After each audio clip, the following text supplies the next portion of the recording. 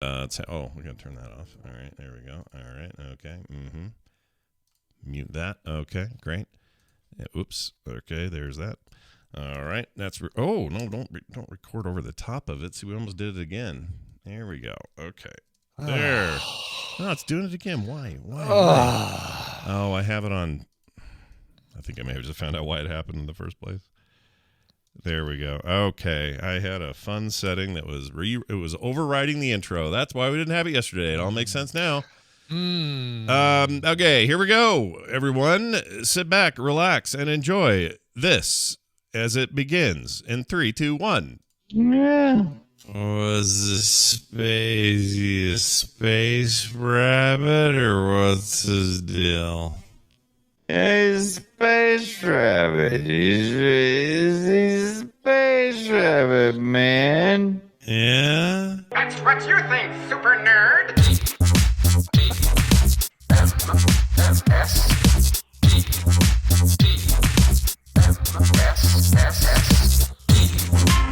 From Hell's Heart, I podcast at thee. This is the morning stream.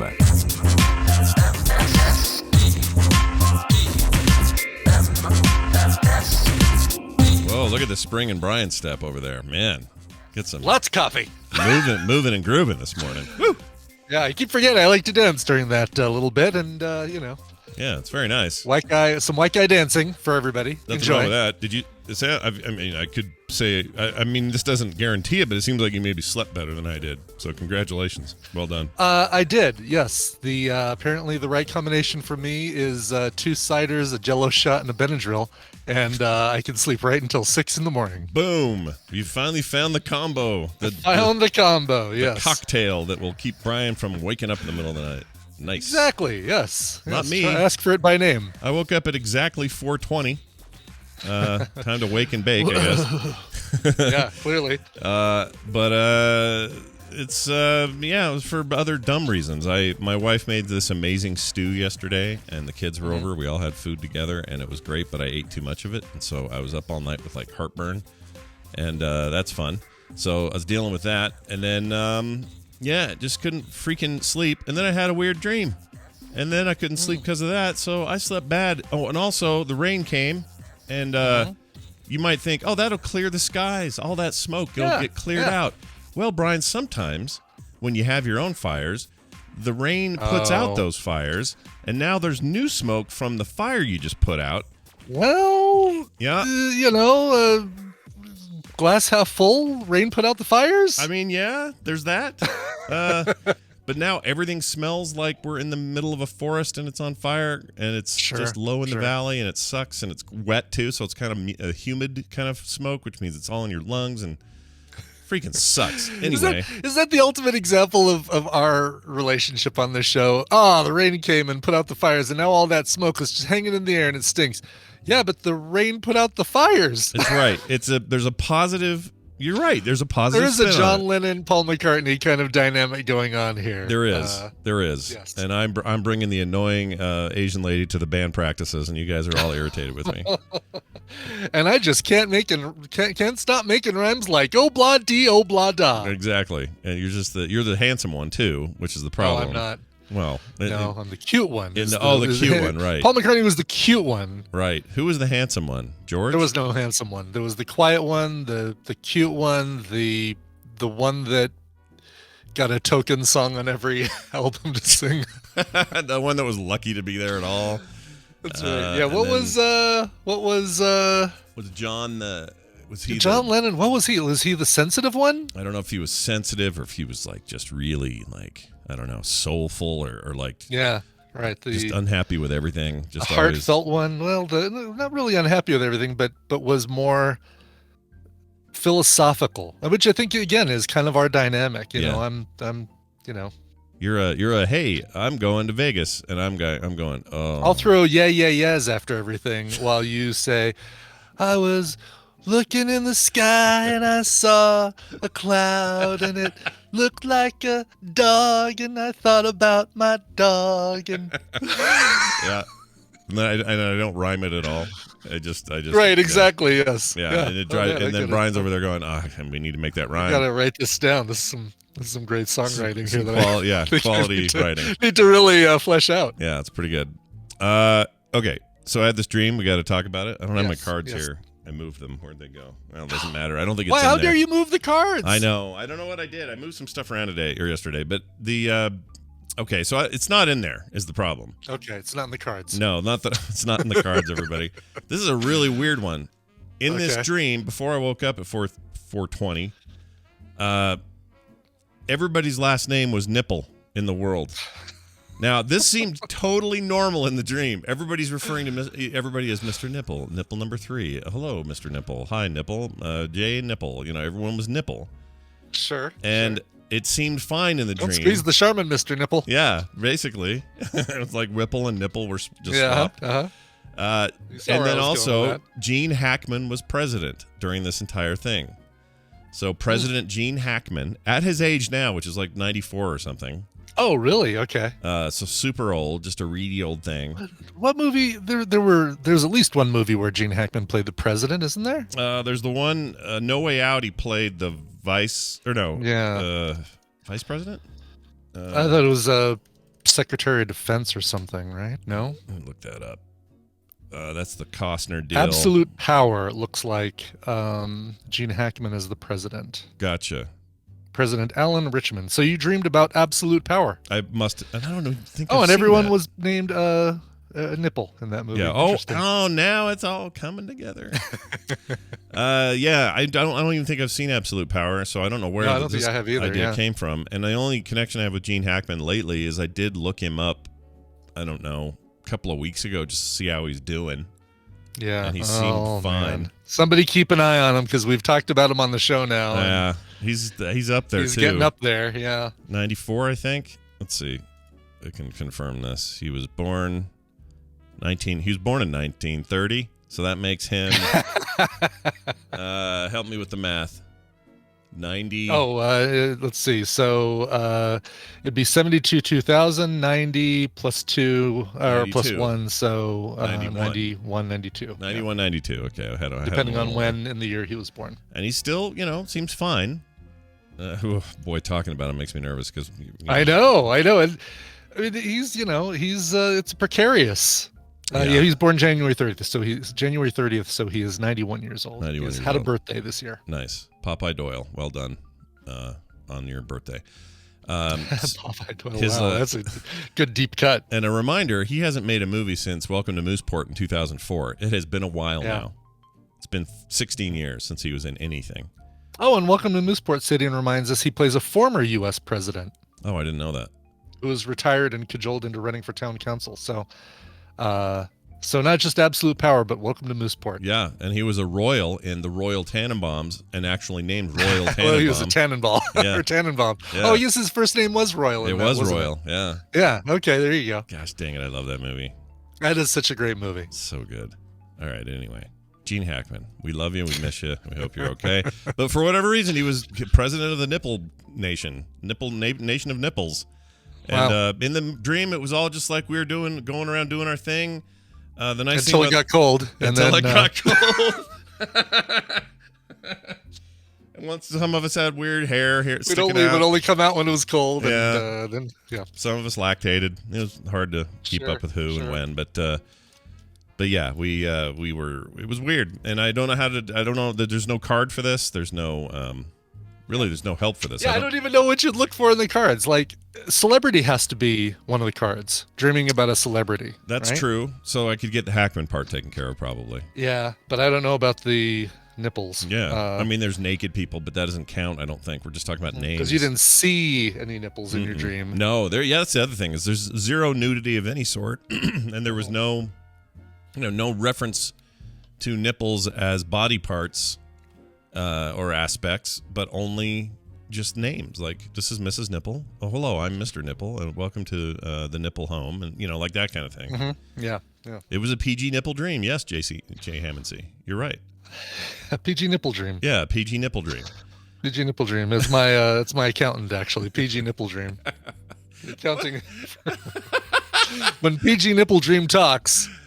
People stand up and listen. He sounds like an old-timey like film producer, doesn't he? It does, right? Yeah. Right. Ah, From PG the Nipple Dream. studios of PG Nipple Dream. I love that name. It's really good. Rolls off the tongue. All right. Yeah. Brian, you sent me some photos yesterday, and I must know more. Please explain what happened at the TMS All right, so content Tina bar. took me out for a mystery date, Yeah. and this is her turn to pick, and I really had no idea at all what she had planned. You know, usually you can kind of get an idea, like when we did we always have to tell the other person a few things, right? Like, all right, well, here's what you're going to want to wear.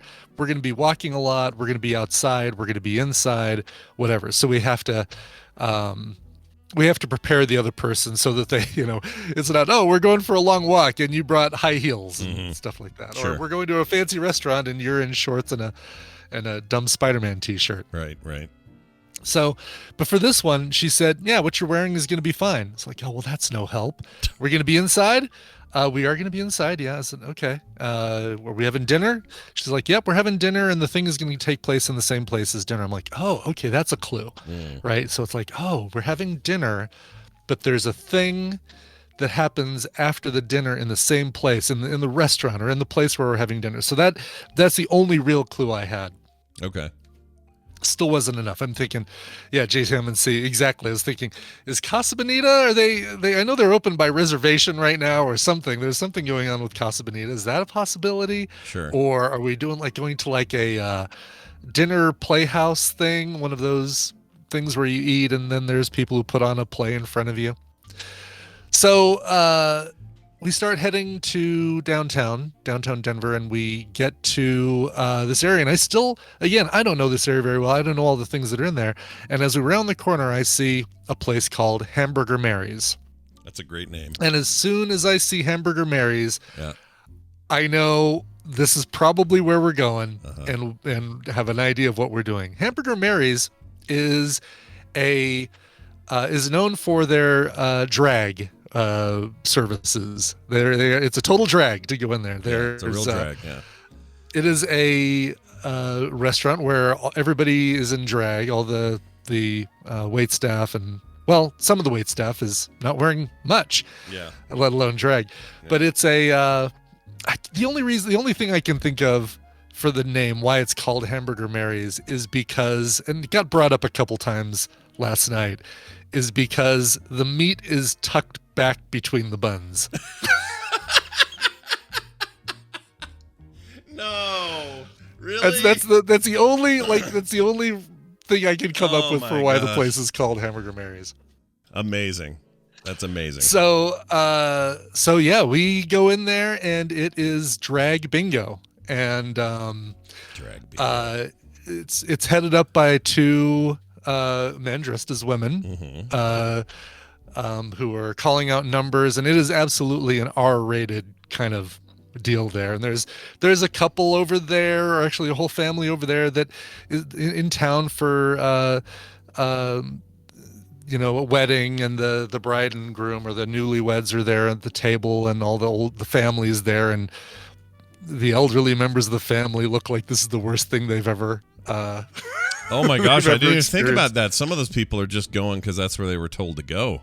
Right? Yes, exactly. Oh my Lord. I mean, I was going there because I was told to go there. Although this is a place, I told Tina this, I said, I'm glad you picked this for a mystery date, because if you didn't, I was planning on taking her there for a drag brunch some Saturday or Sunday morning, because they do a really good brunch service up there. Burger was good, by the way. I had a hula girl, which is a beef patty with a pineapple chutney, bacon, and a teriyaki glaze. Oh, I know you like the pineapple burgers. I do like, it's like the bonsai burger at Red Robin, but it's easier. This one is easier to eat because it isn't just a big chunk of grilled pineapple on the patty. Right. So it sounds good. I would eat it right now. It sounds wonderful. So while we were actually sitting there enjoying our meal before the drag bingo started, we were approached by a guy who was wearing, I'm trying to remember, a jock strap, I think suspenders of some sort. Yeah. And that's pretty much it. Yeah. I'm showing the chat this guy right and now. I sent so- Scott a photo. Basically, here's the way I do it. I send Scott a photo when when this guy's on the absolute other side of the restaurant facing away from us. So the butt cheeks are in full view. But it's a big photo. And I figure Scott's going to like zoom in and start looking around to see what's going on in this photo. And I'm just imagining when he like zooms in and slides over to a certain spot, it's like, oh, I know man that guy came out of nowhere, man. It was like, whoa, hold on, because otherwise I'm seeing the backs of, like you said, like here's like an old lady, families and a couple. Sure, right, exactly. It's not what I expected to see. That, but. Yes, and this guy was going around. His name is Cody. He's very, very nice. Cody was walking around with a tray of Jell-O shots and offering. They were $3 for a Jell-O shot, $4 if he serves it to you, meaning he opens the container and pours the Jell-O shot into your mouth. $5 if you'd like to consume said Jell-O shot off of his bare buttocks. No. Yes. Really, literally slurp my butt kind of situation there. That's what grossed Scott out the most, I can tell you right now. He said, it's funny because he said, you guys want a Jell-O shot? And Tina's like, oh, I'm sorry, I can't. And I said, sure, I'll do one. And so I got one, and he says, you want to do it off my butt? I'm like, oh, no, thank you, I'm good. Yeah, yeah. And he says, I've showered. I'm like, well, I haven't. Yeah, go on about your day. Gross. Yeah, I'm not interested. That's gross. Ugh. Clearly, nobody during the whole time we were there. He went around, sold all his Jell-O shots, and came back and refilled his tray a couple times. And nobody ever took the Jell-O shot off of the butt cheeks. I'm which really is a bummer. glad. I would have liked to have seen. Yeah, I one mean, person do as that. far as you observing and saying, "Oh my gosh, I can't wait to tell everybody on the show about this," I am pro this. But man, you don't want to be that guy. Right. I am all for somebody in this restaurant doing it, but it ain't gonna be me. It's not gonna be me. So he's got like a 20 or something stuffed back there in his little. Yeah. Oh yeah. He was making money. He's making money hand over fist. Yeah. Selling those Jell-O shots, doing well, and not having pockets to put that money in. But I will say, he has kind of a cool tattoo. He's got wings, like a wings tattoo. yeah, on his back, on his upper back, some Yeah. wing, a really cool wing tattoo thing. Blow that up. So, and then a we start trucker playing. hat, like a freaking flat brim hat, which is a little weird, but It is a weird hat with bunny ears on. I don't know if you can see the bunny ears on that hat. a little bit. Oh no, not Like in the Louise. shot. You're right. I can't. Like a Louise kind of look at that. situation. Oh, can you? Okay, I got a question. Brian also Yeah, sent me his bingo card. They were trying to make a wiener out of your bingo card, right? That was a thing. That's What's real? that? They actually tried to make a wiener out of that card. Right? Well, Like- that was the goal. So I'm glad you asked that. So the photo I sent you right before that shows the what you're trying to get for bingo, and the first one is any bingo across the board, any line, blah blah blah, and then another one is small square or big square, which of course they call tight hole and loose hole. But and the two squares around the free space in the middle, inner and outer squares that you can make there. And then that the one I sent you was for lack of a better term, you can see it in the photo beforehand, the TV behind the drag queens. Yeah, the old C&B over there. There you go. Exactly. That's as far as I'm gonna go. Yeah. C&B. And I showed you that card because Tina won. Oh, nice. That is Tina's card, and Tina won bingo with C&B, and I had to go up front, and they looked over her card and said, "Oh yeah, you've got C&B, and you're sitting with C&B as well." And I'm like, haha, yeah. yeah. You kind of wave because you're C&B. I get what they did. Right, exactly. And she won a gift card, a fanny pack full of 360 vodka prizes. Like 360 vodka is a sponsor. No vodka in the fanny pack, but like a pop socket thing and whatever else is in there. I haven't really looked, but some other 360 vodka merchandise. Yeah. And one of those tall fragile leg No way. cups, like the one I had in Vegas years Yeah. ago. Yeah, I remember that. Yeah. Yes.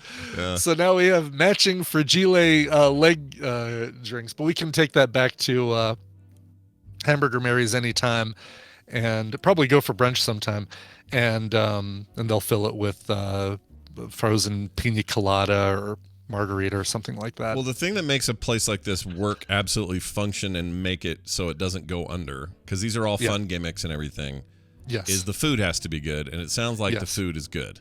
Food was great. Yeah, Tina had a Southwest mac and cheese, which was awesome. I tried a little bit of that, and it was really good. My burger was really good. I'm sure they toss a mean salad in that place. Oh, yeah. You know they do.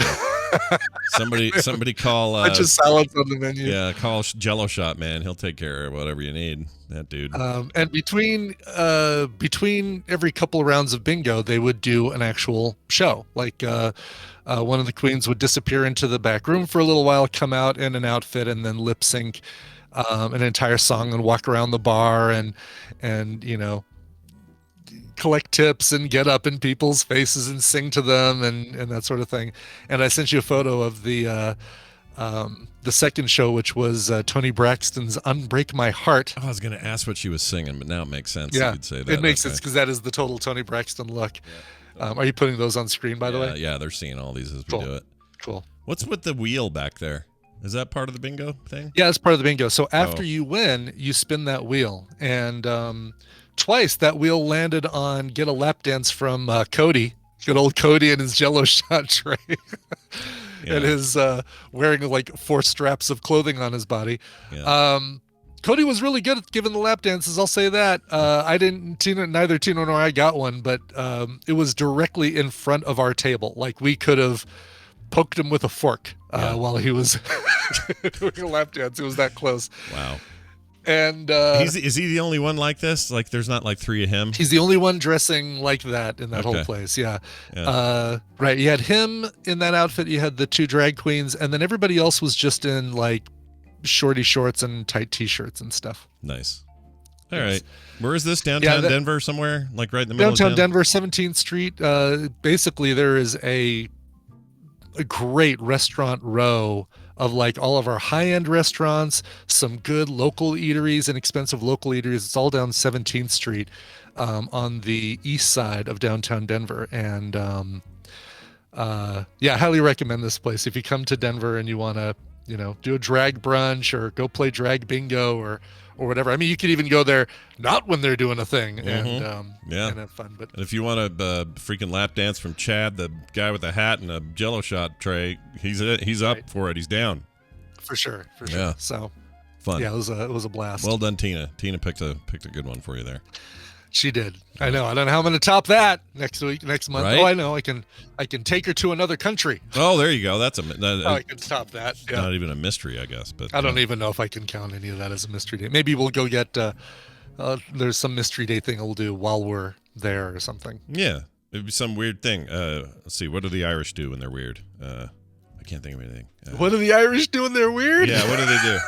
What do they do when they're weird? They call into the show and tell you to undock your swatch. Oh, yeah, that's what they do. They tell you to undock your Jeff swatch. Canada lives here now. He just moved to Denver, so you got to pull him into the Denver Tadpole group.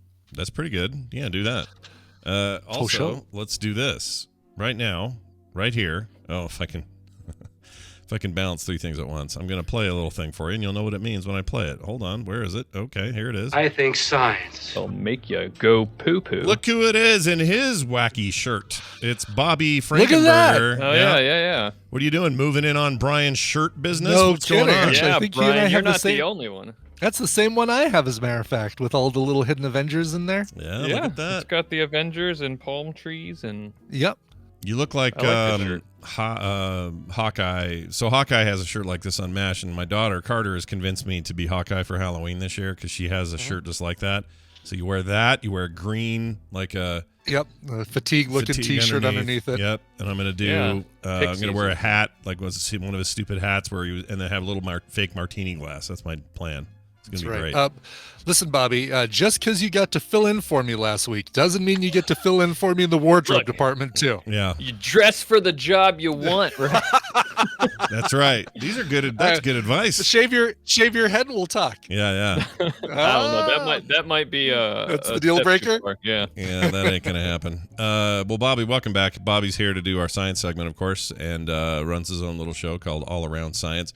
And today we thought we'd talk about everyone's favorite planet, Jupiter.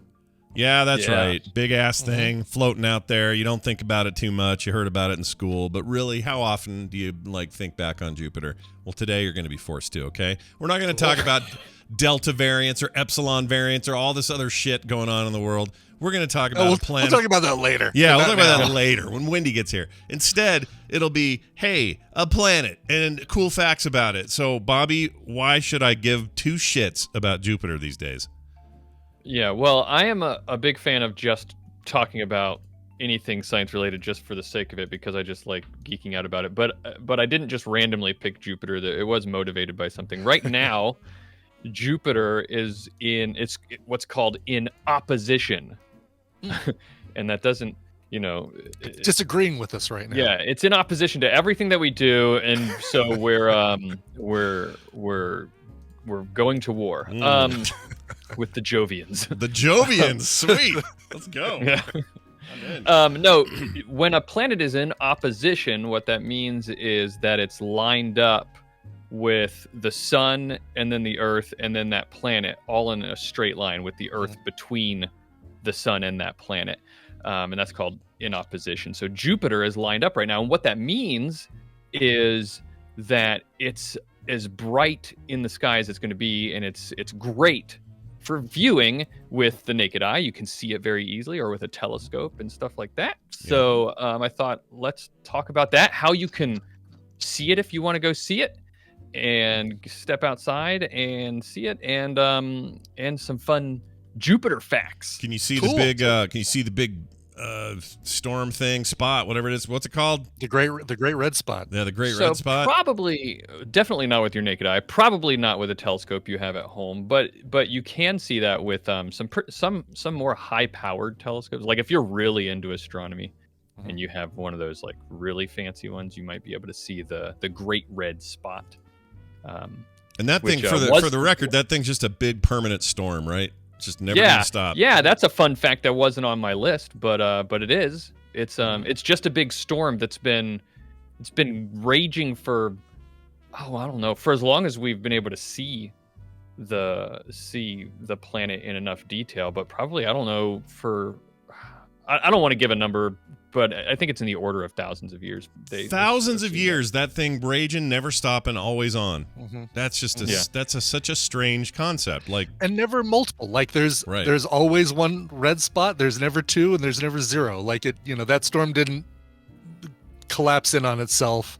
Yeah. Or spawn a second storm that kind of went off. I think on the galactic scale, what needs to happen is Jupiter needs to go to see its primary care physician and say, is this a problem? Does this look infected? Yeah. Do I need to get it removed? Like, what are we going to do? That's a long Also, time. I've got a little bit of a gas problem. Yeah. because the color actually is likely from the storm like dredging up other stuff from deeper into the planet, so maybe it does need to be looked at. Well, someone said it's shrinking in the chat. Is that true? I don't know if that's it is a fact. shrinking. It's about half the size of what it was when it was first discovered. Oh, really? Okay. Yeah.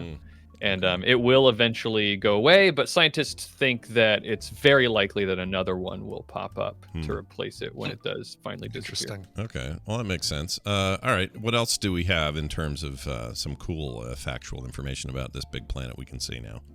Well, like I said, you can go outside and see it. It's out at night, and it'll rise as the sun's going down, and that's again because it's in opposition. So you're not gonna, if you're facing the sun, then you're facing away from Jupiter right now.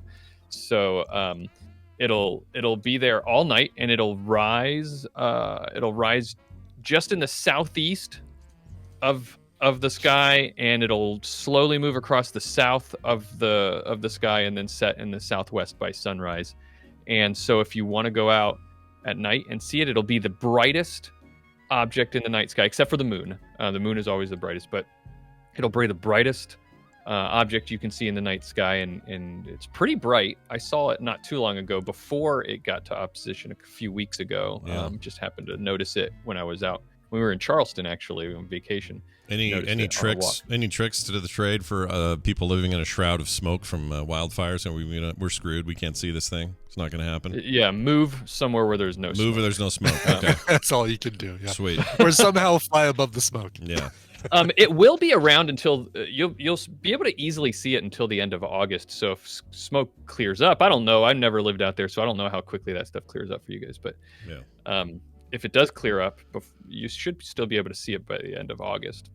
Okay, so it's at least a chance to see it. I've got a friend with a really powerful telescope, and he'll pull that out once in a while when something weird or cool happens. And even like in this horrendous smoke, there's an opportunity to look at the sun in a way that you can't normally because it's so shrouded. You can actually kind of look at it without, that's pretty cool. Without the bad stuff of looking at it. If you do have a telescope, which your friend seems to have, and especially if it's a more powerful one, but maybe also with a typical run-of-the-mill telescope, you might be able to see 4 of Jupiter's biggest moons. They're actually able to be seen not with the naked eye, but with a telescope. You can see them. They're called the Galilean moons. They're the first 4 moons that were discovered. They were discovered by you could guess Galileo. Yeah. Figaro. Yeah, we actually had a trivia question about the moons because 2 of them are bigger than Mercury. They're like the 8th and 9th biggest things in the solar system. Yeah, Titan and Ganymede. Yes, Ganymede is one of them. And the 4, Titan's not one of the Galilean moons, but the 4 Galilean moons are Io, Europa, Ganymede, and Callisto. Callisto, that's it. Yeah. Right. Pretty Titan gnarly. Is Saturn. Saturn. Yeah. Some gnarly shit went down on some of those moons in the books for The Expanse and the TV show. So Ganymede. Yeah. I'm telling you, some dark There's stuff. Some serious happened. stuff that happens there. That's right. It's pretty serious fiction, but still happened. So let me ask you this: how big is the Earth compared to that? Because I'm looking at a picture of the Earth. It looks like a marble next to the red spot. It's like tiny. Several Earth-sized planets could fit across the diameter of the red spot. I don't know. I don't have an exact number on me, but several could. Yeah, that's just nutty looking. Because this image that I'm showing the chat shows that it's just like one of, I don't know, like you said, probably 4 or 5 of these marbles could fit inside the storm. And if you think about storm. Yeah, just the storm. Jeez, that's crazy. So if you think about like if there was always this thing growing up where you'd have this cool idea if you were on Jupiter, the gravity was so much, more because you're on a giant mass planet, it's way bigger than ours, that if you could survive there, you'd just be these massively hulky, strong people that if you went back to Earth, you could just kick everybody's ass. I used to love that story. That was such a great idea, right? I remember it was like Omni Magazine or Cosmos, the TV show, showed what creatures that lived on Jupiter would look like these big floating bags of gas that have these long tendrils pointing to the ground, and they just kind of float along in the gassy atmosphere of the planet. Yeah. People like to speculate what it would be like. I think they thought at one point also that if there was any life on the gas giants, that it was probably would just be some sort of like microbial life floating around in the clouds. Sure. But speaking of size comparisons between Jupiter and Earth, Jupiter is way bigger than the Earth, obviously, but you could fit hundreds of Earths inside of Jupiter. But actually, Jupiter is 2.5 times more massive than all of the other planets combined. Oh my lord! Oh wow! Like every other planet, if you were to make a super planet out of all of them, then it would still be Jupiter would still be 2.5 times more massive than all of those other. So planets. we could fit the entire solar system within Jupiter's radius or its volume. Well, right? I'm not sure about size, because remember, one thing to know, size and mass are different. Right. So we're just talking about the masses, which is how much stuff is in there. But yeah, you could, if you take all the stuff, not including the sun, all the stuff from those planets, you could fit it inside of Jupiter. Even a couple of moons, even just cram them in the corner there, and you'd have sorts of some asteroids from the asteroid belt. Just cram stuff in there. There's plenty just shove it all in. There's plenty of room for everything. Yeah, careful Jupiter's though, because the bag of holding of our solar. The bag of holding in space. I love it. Is there a so we know that obviously Jupiter and Saturn are both gas giants. Is there a small planet core, like a hard core in the center of each of those that this gas is floating around? Just or nougat. Yes. It's nougat. Yes, actually. Jupiter's core this is really cool. Jupiter's core is made of liquid metallic hydrogen. Whoa. Ooh. Whoa. Okay. Yeah. Hold on now. So metal. So it's metal? Like what? Sort of. Metallic, Okay. Not really. Hydrogen is a weird element because it's not really a metal, but it has the properties of metal at really high pressures. What makes a metal is that all the nuclei of the atoms are really close together to form a solid, but the electrons are free floating between all of them. They're not bound to one particular atom, so they call it an electron sea. And so all the nuclei of the atoms are really close together, but the electrons are shared and move between all of them. And that's what happens to hydrogen at a really high pressure. Is all the hydrogen nuclei get kind of locked together in place, and then they share their electrons. Interesting. So it has the properties of a metal, but it's cool. It's cool to it's pretty sci-fi to imagine liquid metallic hydrogen. It's right up there with transparent aluminum and Yeah. Yeah. This Star Trek. Star Trek bullcrap. Yeah. Yeah. Go ahead. Once we're done conquering Mars, is Jupiter the next thing? Like, are we gonna, we've got our little machine on Mars running around taking pictures and getting soil samples and looking for evidence of water and stuff like that. Is Jupiter the next thing that we focus on? It'd have to be a drone, right? Because it can't land anywhere. Even the core, which if anything made it down to the core, would just be crushed because of the pressures.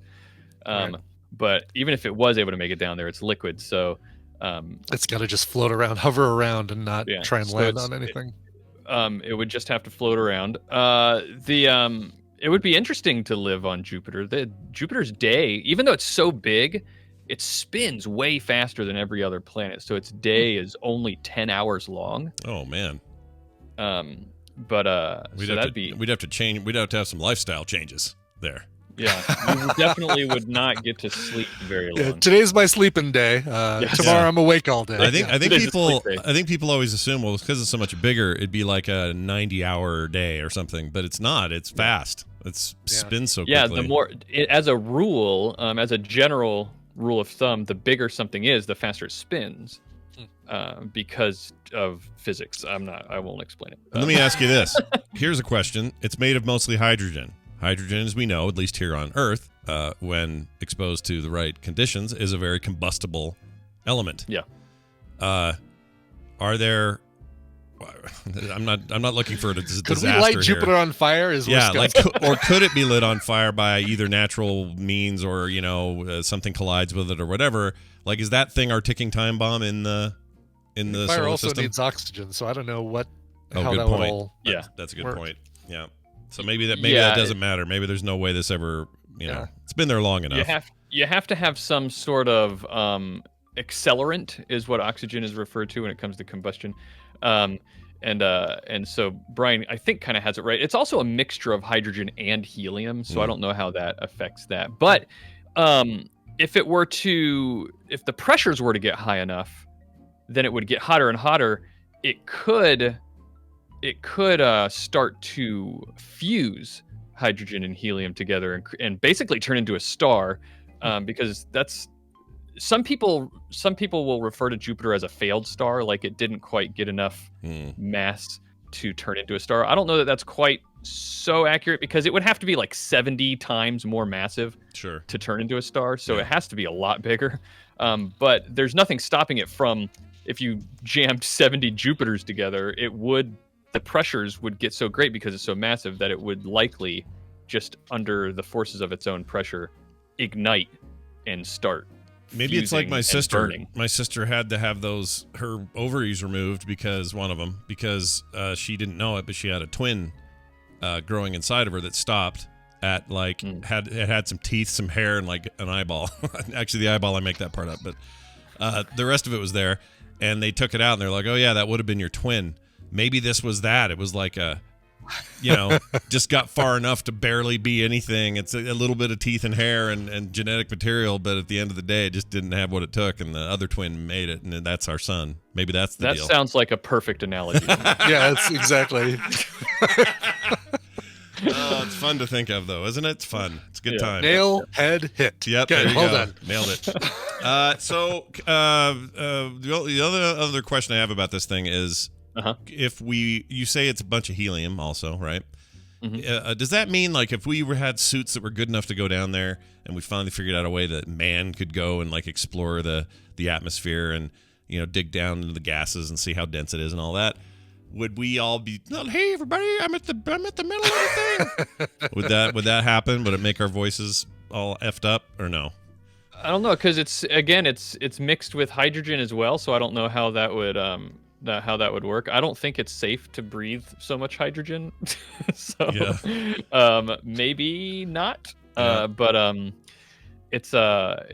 it's definitely something people talk about, mining helium and hydrogen from gas giants one day, in the much distant future. Oh, kind of a Lando Calrissian deal. You build a cloud city. Yeah, it's been sure. Yeah, why not?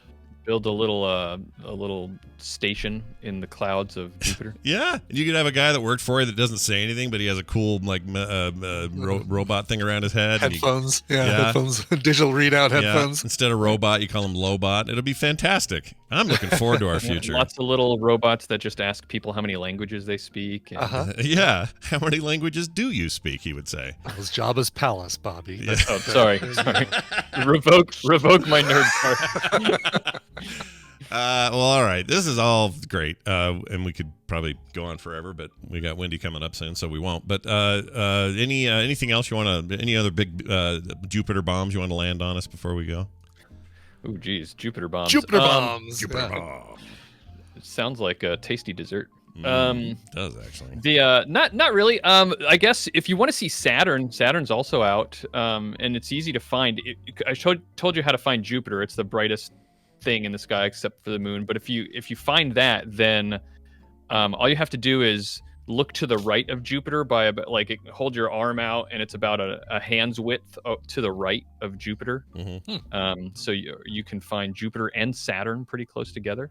That's neat. And if you do have a powerful telescope or a decent telescope, you might be able to see Saturn's rings. Yeah, I'd love to. Those are the things you want to see when you talk about Saturn, right? Nobody cares about anything but the damn rings. Jupiter has rings. Yeah, it does, right? They're just super faint or smaller or they're whatever. Just a lot smaller. Yeah. There's one at not the base. One of the other ones too. Uranus or Neptune also has. Does Uranus a ring, and I can't remember which one it is. Well, so I'm looking at a photo of Jupiter, and when it's this makes no sense because we're thinking of it as up and down and right and left, but when you tilt it or you're looking at a certain part of its axis, whatever its pole is, there's a ring down at the bottom, like a smaller, it's weird. It's not like right around the center the way we think of Saturn. It's like at the bottom of Jupiter, just kind of down there like a little crown. It's weird. It's freaking weird. I didn't know that. I'm gonna look that up. Yeah, you got to go find that. I'm looking at this image here, and as you know, anything you find on the internet randomly must be absolutely accurate. Yeah, that's how we do research for our podcast. Right. The first thing we find on the internet, we talk about it. Look, that Google University certificate I have didn't earn itself, okay? I had to do the work. Well, all right. Maybe one day we'll get more into the Saturn business because I'd love to know why that thing has such prominent rings, why they're right around the center, and what that even means, and why other planets. Like, why doesn't Earth have some cool rings? That'll be on another segment where we talk about planets. You guys. Teaser. That's what that's called in the business. Hey, Bobby, speaking of teasers, tell people where they can get more of your cool show and why it's rad. Well, the podcast is called All Around Science, and me and my co-host talk about science every week and what's in science news, and then just fun, interesting things that we like to talk about in science. And this week, tonight, what we're going to be recording, we're talking, and it'll be out on Monday. We're going to be my co-host's feature. She's talking about vaccines and pregnancy, because there's a lot of misinformation out there about COVID and vaccines and pregnancy, and she's tired of it. So she's going to clear it all up for you. So if you're interested in hearing about that, you should check out All Around Science. I am in full agreement with that idea. Cool. And by the way, someone in the chat tells me that is the Southern Aurora, not rings. Oh, That blue. Oh yeah, they just found out that Jupiter has aurora recently, or they photographed it or something. Gotcha. Okay. Well, The it's Southern not a ring Lights. then. I mean, it's a ring of sorts. It looks like a ring. It's in a It ring does. formation. You're not wrong about that. Yeah. So take that, Internet. I was right all along. Bobby, have a great week, and we'll see you Thanks. next time. Bye now. All right. That was fun. Cool. I like planet shit. Yeah, I do too. Oh, okay. Terry Z says that both Uranus and Neptune have ring systems. I knew one of them did. I didn't realize both of them did. Cool. So your Rings are Uranus, popular. you've got rings around your anus? Is that what, I do, and as soon as I can get some bleach, some approved bleach, I'll take care of that. oh yeah, you can get your bumhole bleached. That's the thing Yeah, you can I do. think Cody probably had his bumhole bleached. Look, if you're gonna keep a Jell-O shot in there, you gotta keep it You bleached. better bleach. Yeah. Yeah, why not? All right. We have 5 minutes. So I'm going to do one news story, which will give us Cool. a chance to talk about Coverville. So here you go, everybody. Enjoy this. It's the news, and it's brought to you by. Brought to you by Coverville. Yes, it is happening today, celebrating the birthdays of Matt Johnson and Roland Orzabal. If those names don't ring any bells, they're the lead singers. Actually, Matt Johnson is the nucleus, the core of the band The. Johnny Marr was a member for a while from the Smiths, and but it's really just been Matt Johnson's joint. So of course some The covers. Roland Orzabal, the one of the two lead vocalists of the band Tears for Fears, probably the more prominent of the two lead vocalists for Tears for Fears. So The and Tears for Fears on today's Coverville. Very nice. Matt Johnson is my brother's name, and he just had his birthday, so you freaked me out for a minute. Whoa! Yeah. Was he ever in a band? Was he in a No. band that did some kind of fun music in the 80s and then got really angry in the 90s? And No. Okay. He was always angry. No, he's That's a secret. He's always angry. still doesn't really have a full grasp of English, so I don't think he would have done as well. Yeah. Given that, but who knows? Good old Matt. Yeah. All right, this one story we're going to do, this is straight from KFC. This is an important news about your drive-in experience at KFC and other fast food Oh, good. restaurants. They are currently now the crown holder for the fastest drive-through. The slowest is Chick-fil-A. So we got a chicken on top and a chicken on the bottom. You could argue the one on the bottom is more actual chicken, and the one at top is maybe not the best chicken ever made. Anyway, KFC will get your stuff done in 283.3 seconds. All right, they do it in seconds. Is that right? Yeah, they do it in Sure. seconds. Yeah, because that would be 280 seconds would be what, 4 minutes and 40 seconds? Something like that. It's all, of course, averaged here, but they did it all in seconds. So here are your fastest to slowest Okay. times through the drive up. And this study was done during the pandemic. So in theory, an increased number of pickups and less in store, one would think. But anyway, KFC 283.3, Taco Bell in number 2 position with 310.2 seconds. It's actually a lot more than the top spot. I don't know, you have to think of it that way. Also, sometimes Taco Bell and KFC, aren't they in the same building? Sometimes. Aren't they? Sometimes, yeah, and Pizza Hut, sometimes all part of the same Yeah. I wonder if that skews the numbers at all. mishmash. Oh, it might. Yeah. Hardee's 321.6. Carl's Jr. 341.6. Garbage food, don't eat there. Burger King with 344.3. McDonald's right smack in the middle of this thing with 349.3 seconds. Dunkin' Donuts 351.7. Wendy's at 358.7. And Arby's at 394.2. We have the meats, but they're slow. Yeah, slow meats. And then Chick-fil-A down there with 488.8. Notable names missing from this. Let's see. Actually, maybe they're all there. Maybe there are no notable names missing. Are there any restaurants you can think of that should be on this list but are not, either because they're too slow or they're just not on this list? Because it's all drive-through, so it's got to all be drive placed. Subway obviously no drive-through in most subways, and what's missing? I don't know. I mean, Hardee's and Carl's Jr. are kind of the same. Oh no, what's the Hardee's equivalent on other parts of the? Well, Hardee's and Carl's Jr. are owned. They're by the same depending parent. on what part of the country you're in, Yeah, right? I think so. Oh yeah, Dairy Queen kind of. I mean, I know they've got their Brazier stuff, but Brazzers. yeah, you can't really compare compare Dairy Queen. Yeah, and I mean, I know that like In-N-Out is very fast, but they're not national. They're not national. We just got, they've been springing up like crazy here in Denver. So we've got, I think, 3 or 4 now, and there's one relatively close. But guess what? What? Freddy's is closer, and between the two, I'll go to Freddy's. Yeah, I kind of prefer Freddy's too when I'm given the choice. I like their ice cream better, even though I can't really eat it anymore. Oh yeah. Although I did have an ice cream cone a week ago, and it didn't spike my sugar at all, and that made me happy. Good. Yeah, that's good. I mean, your doctor said you can do some sugar here and now. there. It's just I can't sit down and eat a tray of Oreos, like, of course, or whatever. No one should. Even nobody people should. You know. Nobody should. You're all pushing yourselves toward a bad place if you do that. So don't do that. Oh, Sonic. Sonic, Crystal, Sonic. Checkers. I like Sonic. I'll eat it a Sonic. Hey, local Utah people, you know what you want? You want to go get your Utah connection. You want to go get your J-Dogs. Man, if you haven't had J-Dog, if you live here and have never been to J-Dogs, either downtown or the ones in Utah County, holy schmoo. It is the best hot dog you'll ever have in your life. And I could eat that. Oh, I could just devour one right this second. I'd only go there if dogs is spelled DAWGS. I have really good news for you, Brian. It is literally spelled with a WGS. Okay, then I'm in. Yep. It's so good. Oh my gosh, it's so good. Oh yeah, Good Times. Well, Good Times is also fairly local. I don't even know if there's Good Times outside of Colorado, actually. It's not based on the TV show, is it? It's not. Okay. No. Ain't we lucky we got them? No, it's what hamburger stands out here turned into. Like, did you guys have hamburger stand? Mm-hmm. Yeah, back in the forever ago. I don't think we've had the progression for us was Der Wiener Schnitzel turned into hamburger stands, turned into Good Times. Oh, I wonder why we didn't. So I think we still have a Der Wiener Schnitzel here or there. We probably do. I think we looked at this a few weeks ago, and I don't think we found a Der Wiener Schnitzel in Colorado anymore. They're not good. They're kind of bad.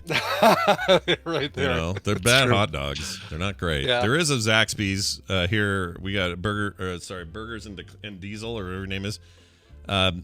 He says he misses Zaxby's, but Cane's is close enough. We have both Zaxby's and Cane's. Oh, Cane's. Yeah, I love Cane's. Really good. Cane's. I'd love to see Cane's on this list because Cane's is popular, hugely popular. Yeah. When it first opened here, there were lines like In-N-Out burger lines, and I wonder what their time is on getting food out. Yeah, I've only been able to have it once because it's so bad. Their lines are terrible. Their lines, yeah. The food's great. Yeah, it was amazing. That sauce was just, I wanted to soak in it. It was so good. Oh, yeah. I'm sure it's killing me. Dang, you're making me think I might need to go to Good Times or Cane's today for why not? lunch. Let her rip, dude. Let her rip. It is Raising Cane's, the full name. Yeah, Raising Cane's. Everyone calls it Cane's. We just call it Cane's for short. Yeah. It's very good, though. I think no, not Chicken Littles. What is it? Slim Chickens is all right. They solve my hunger now and again. They're not amazing, but they're good. Yeah. Yeah. Is Burgers Diesel? Oh, Burgers Diesel Deal? Oh, Burgess Diesel is the person in our... Oh, you were just replying to that. I was like, Burgers Diesel. Wow, is that local? I'll eat there. That sounds great. Sounds greasy. Yeah. He says, I'll meet you at Cane's. I guess Burgess Diesel is local. Is he a local? Oh, right. Careful, you're gonna... Yeah, Five Guys, no drive-through with the Five Guys. Nope. I wish they did, but they don't. Yeah, they're a little too... They take more time to produce your burger than they could do with a drive-through. And I love Five Guys. Love them. I could eat Five Guys any time, any day of the week. I'll let Jamie work his magic with that one. That was terrible. I didn't even think of it while I said it. What the frick? All right. We're going to take a break. When we come back, my sister Wendy will be here, a professional therapist. We're going to talk about helping people this week, and that'll be after this break with a song that Brian had brought. What is it? Yeah, all right. So Henry Cash of the band Starcrawler teamed up with Sophia Sky and have formed a new band, a duo called, wait for it, Cash and Sky. Whoa. It sounds like coming to ABC primetime, Cash and Sky. This is great. They just released a single, a 2-side single, which in digital terms is how do you have sides? Yeah. But side 1 is No More Candy. Side 2 was the song I liked even more, which is called Sweeping Wet Floors. This is from a brand new single from Cash and Sky. Here is Sweeping Wet Floors. I can't break free. Only Mixoplick could create mannequins stronger than I. Clearly a phallic symbol.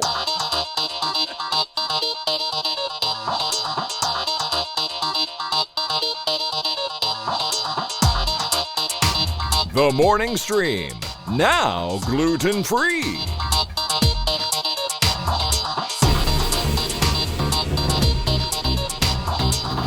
So real quick here, this final bit of this clip here. Let me play it again. Only Mixoplick could create mannequins stronger than I. That's a weird. That's a weird thing. Okay, first of all, it's wrong. Right. He would say stronger than me. Yeah. Because that is correct grammar. Plus, it sounds like it was recorded separately, like stronger than I. Like they just left in his blooper or something. Or he burps. Kentucky Fried Computer says he burped. Yeah, I don't know. Superman really let me down in that clip and therefore made a fine clip for TMS. Good job, Superman. All right. The frick are we doing? Oh, Wendy. By the way, that song you heard was Sweeping Wet Floors by Cash and Sky. Skye. Sky. Sky. It was a fine addition to the musical pantheon here on the show. All right, yeah, Wendy's coming up, and it's going to be like this, see? Everyone knows it's Wendy.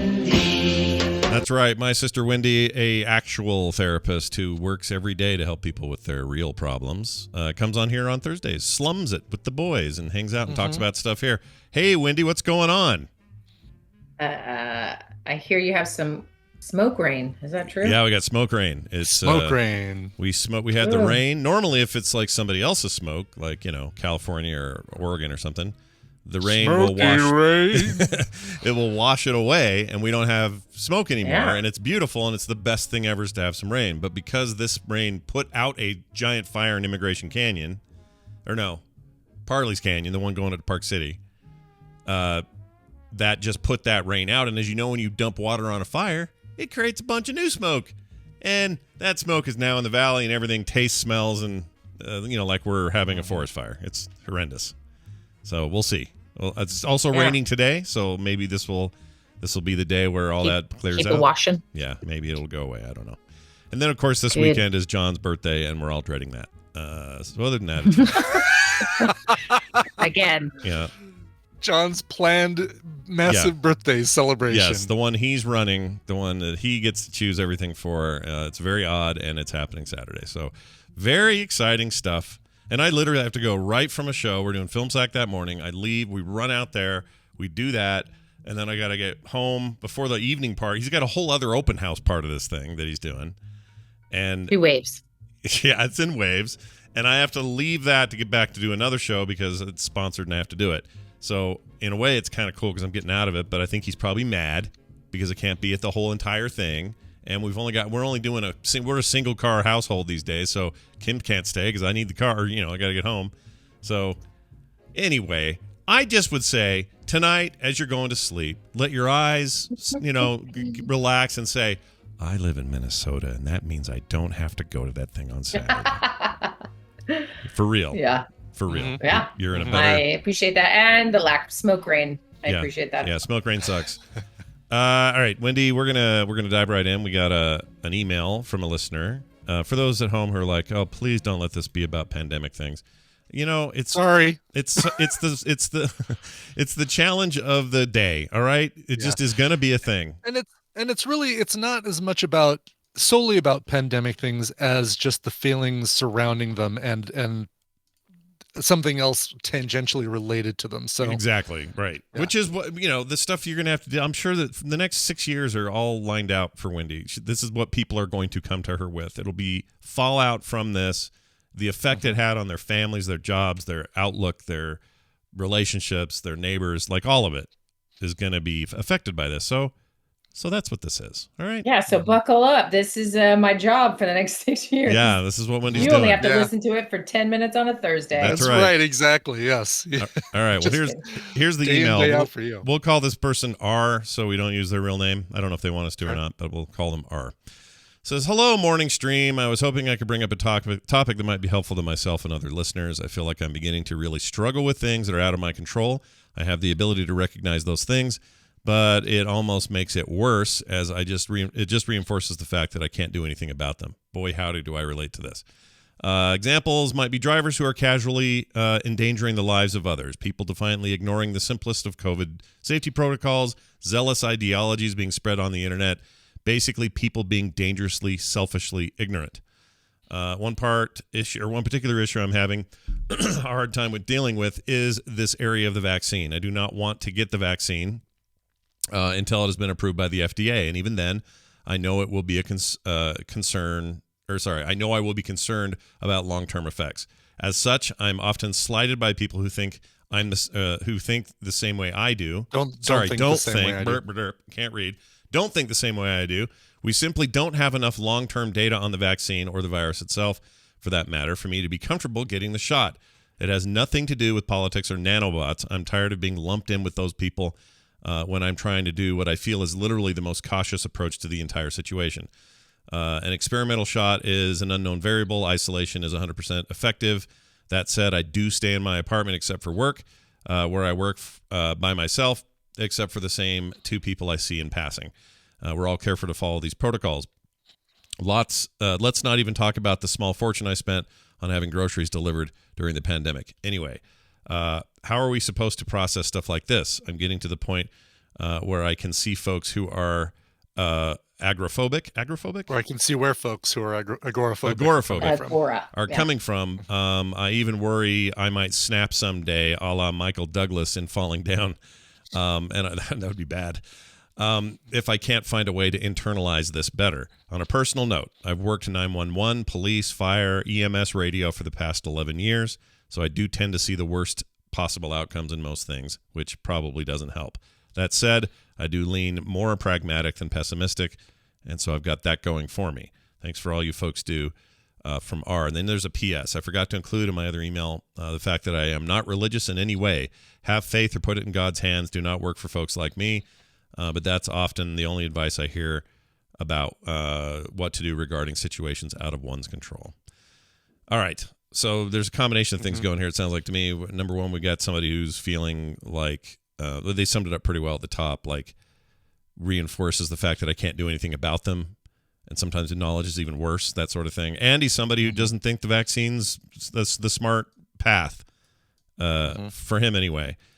And I really appreciate somebody being this honest and upfront about where they're at with all that. Most of the time, this just ends up being stereotypes and yelling and, everybody's saying everybody's wrong or whatever. And so I dig this person's desire to write out that part of that to us. So anyway, Wendy, where do you want to start, go, be, live, end?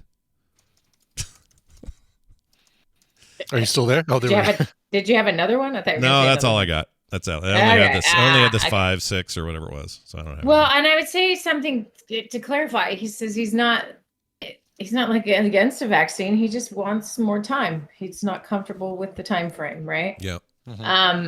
And so it's not that it's never. It's just that he's not ready, which means he is putting himself in a different kind of into psychological danger.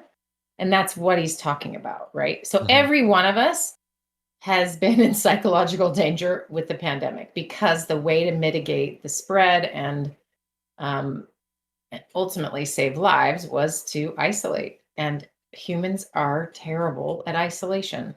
There is a reason that every prison that has ever broke a person's soul has a the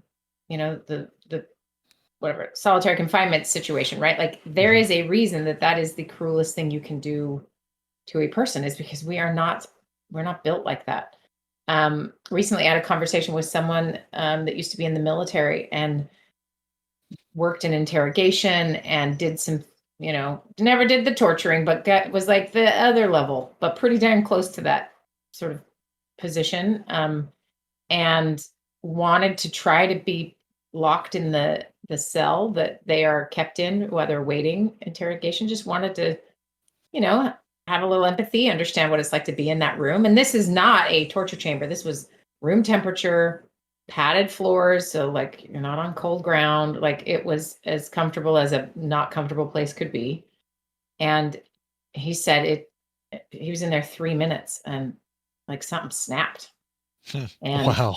yeah, it really, and he could get out at any moment, but he just had thought, what if they don't believe me? Like he knows he just, but just the psychological toll of just a short minute in that space, for a highly functioning person was a real eye opener, right?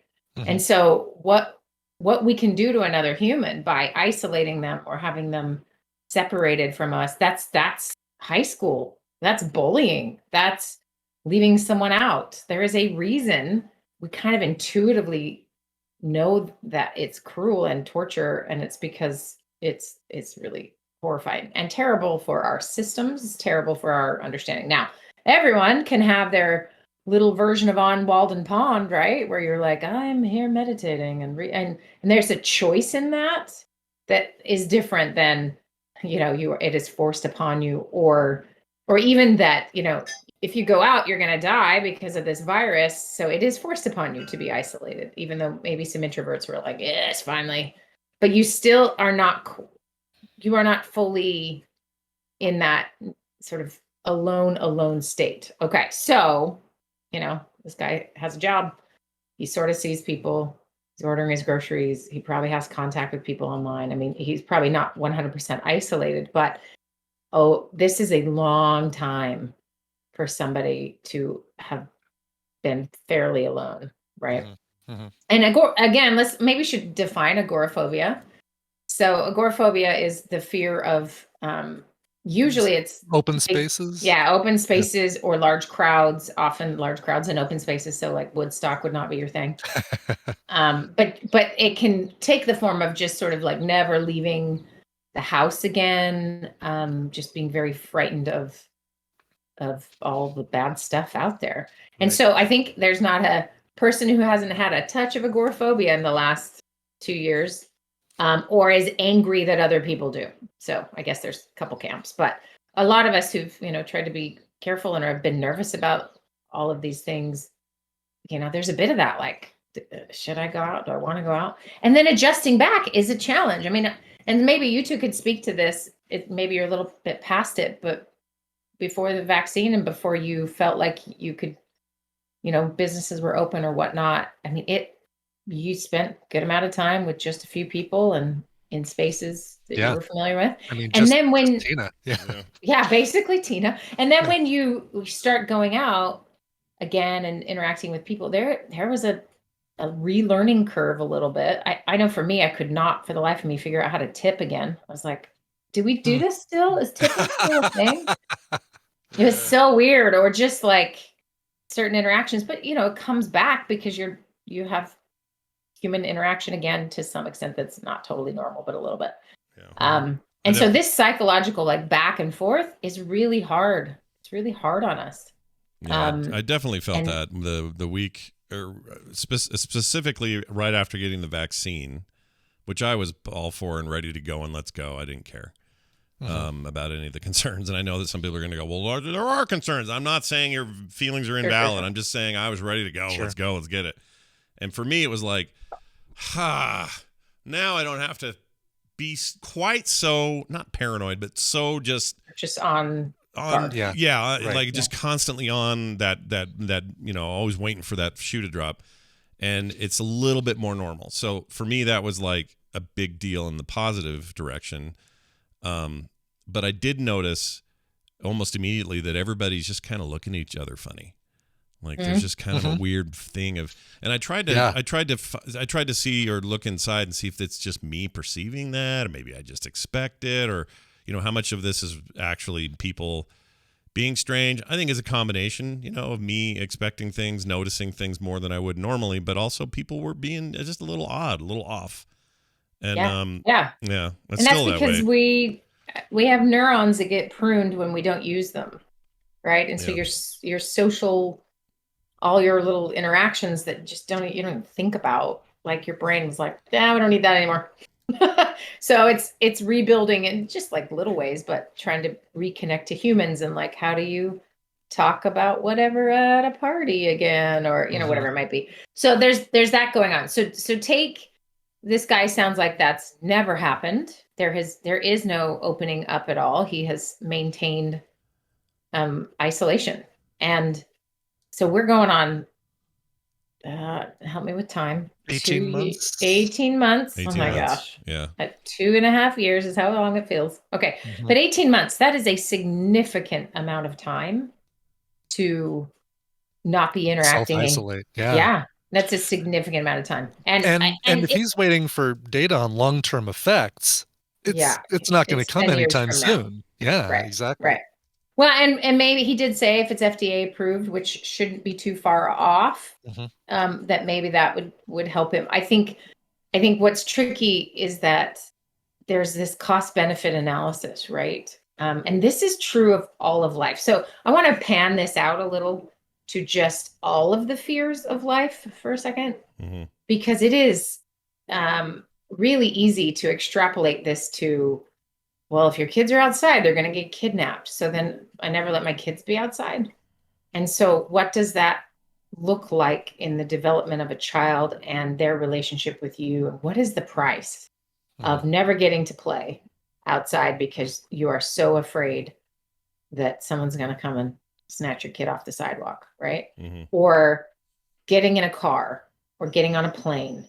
And so there's so many versions of this that require us to do a cost benefit analysis. Sometimes we do it very quickly. Some tend to be more prone to anxious thinking and so that adds an element. But these are decisions we make throughout life of what is my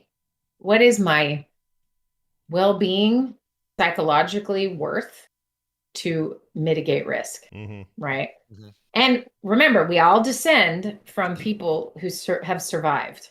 Yeah. That is the one common factor we all have, is that somebody reproduced, survived long enough to get that next person to reproductive age, and then they reproduced until you have us, which means we do not come from the calm Zen people. We come from the anxious people, or the careful people, or the somehow didn't get crushed by that threshing machine people, right? We survived. Yeah. Yes. That got real agricultural. It did for a second. I liked it. It was good. Got to remember the agriculture. Nobody does it enough. So yeah, everyone forgets that really important stage of history. Anyway, but so that idea of like, okay, this is our natural state of things to worry and be concerned, and there's always a danger out there that could get you, right? So what's that cost benefit? So to stop and think, and this would be my advice. I've worked with people who have the vaccine and are acting just like he's still acting, and are suffering because of it. So it isn't like, oh, the vaccine is this magic button that like, oh, free. Instantly lets you go outside. Yeah. Yeah. Right. And it's because it's your interpretation of things and how you're seeing it, and also what you're consuming. I've thought about this, and I don't know the answer, because if you just ignore everything and like live your life, you're gonna miss stuff. And like the pandemic is a perfect example. Imagine you are not a news watcher and you really don't know what's going on, and you're just like, you don't have social media. You're just like, I don't know, watch PBS. I have no idea. And you're living your life, and then suddenly the whole world is shut down. You're gonna have to ask around, like, what just happened? Like, you don't know. And we think, oh, okay, you can't do that. That's no. But the other side of that extreme other side, is that you are constant, like as if you are getting paid to do research. You are reading and looking and trying to figure this out, and like to that extreme is probably just as dangerous, right? Yeah. And so finding somewhere in the middle is tricky. I think it's tricky for everyone, and it depends on the timing, right? Like right now, there's so much happening. There has been so much happening for 2 years, and maybe it was all happening before, but it feels a little more perilous because of the pandemic, right? Like something that affects you. You can hear or read about something happening somewhere else and be affected by it, but then you don't have to, order groceries because you're afraid of a deadly virus, right? And that has just created an undertow of of stress and anxiety for everybody. So I feel like it's even more impactful now to hear what's happening in other places, and weather events especially are freaky. And this Afghanistan is horrifying, and all of the different things can pile up, and then the world just doesn't feel like a safe place. So let's talk about his job. I don't know if it's his job or current or not, but where he works with 911. It sounds like it's current, for the past 11 years. Yeah, I think so he's he's just saying maybe that. works dispatch or something. Yeah. Okay. Probably still. Because that is really going to predispose you to seeing the sort of more extreme outcome. Yeah. And like he's saying, he's pragmatic, not pessimistic, which is a really important asset there. Mm-hmm. But he's used to it to some extent. And so what he's maybe really asking us, and now I'm going to flip the question to you guys. What he's really asking us is, don't tell me to go find God, and don't tell me it's all going to be fine, but how do I handle that life is hard and things are out of my control, when this is not a naive person, not making up that, something bad might happen if he gets in his car or, whatever. He is listening to people's lives being completely destroyed or disrupted or whatever. So this is, right.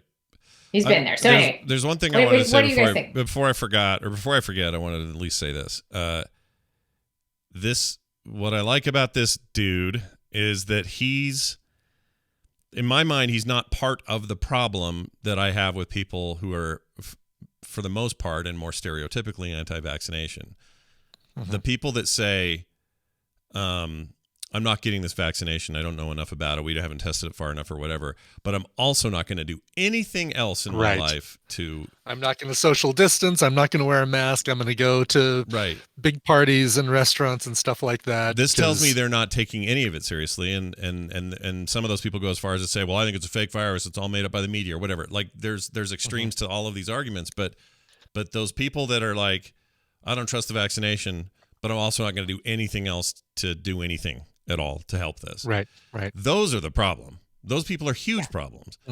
But somebody who can say, I'm not comfortable getting it yet, maybe it'll be better when it's FDA approved, maybe it won't be, I don't know, but I'm going to do all the other stuff I can do. Like, and that's a step in the right direction to me.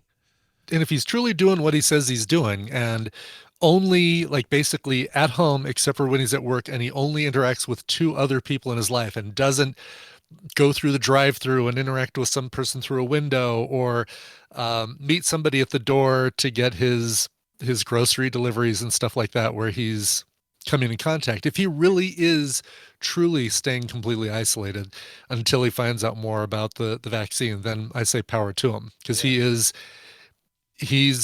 doing the next best thing to getting the vaccine to slow the spread of the virus. He's staying self-isolated to eliminate the spread of the virus. Which is a sacrifice and hard to do. Like nobody wants to be doing that. And there is a cost. There is a cost to it. There's all kinds of costs to it. And so, but he knows that, and he's doing that. And if everybody did that was like concerned about the vaccination, we wouldn't have this vax war we're having. It's not those people would not be the problem. It's the people that are just like, I don't believe them. They don't really have a problem with the vaccine. They have a problem being told to do anything that helps anybody else. They just have a problem wanting to do anything that isn't what they want to do. Well, that's a different disease. That's nothing to do with COVID. That's just being selfish and being an a-hole. He isn't being that. So it's not the outcome that I would want for myself or the people around me, but he's doing the next best thing, or he's playing it safe if he's not doing the ultimate safe thing, which is he's basically doing what you would have to do if somebody can't get the vaccine. If you're for some medical reason, there's other reasons why you can't get it. There's plenty of people like that. They're somewhat forced to make it similar life choices, because if they're taking it seriously, and if they're not, they're not. But I just wish people would be honest about their motivations. That's all. And it feels like I wonder how common this is. This seems like this would be less common, but maybe it's not. Maybe there's plenty of people who are worried about the quickness of the vaccine, and then want to wait, but they're being very careful in the meantime. I mean, maybe there's plenty. I don't know. I don't know either because they're not loud about it. Right.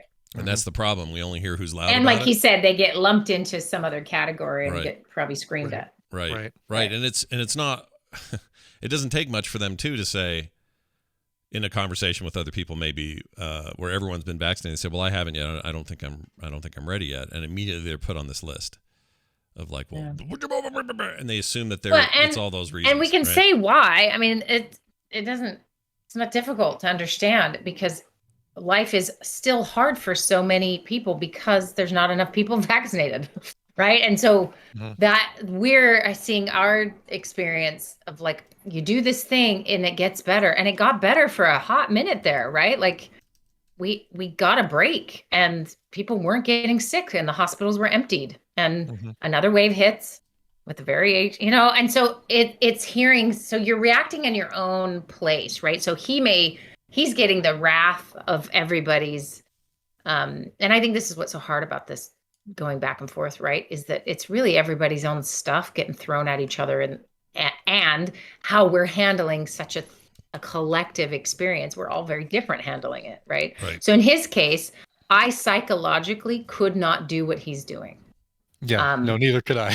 Ever. And I also think if I thought the vaccine were really dangerous, I would even maybe consider it so I wouldn't have to do what he's doing.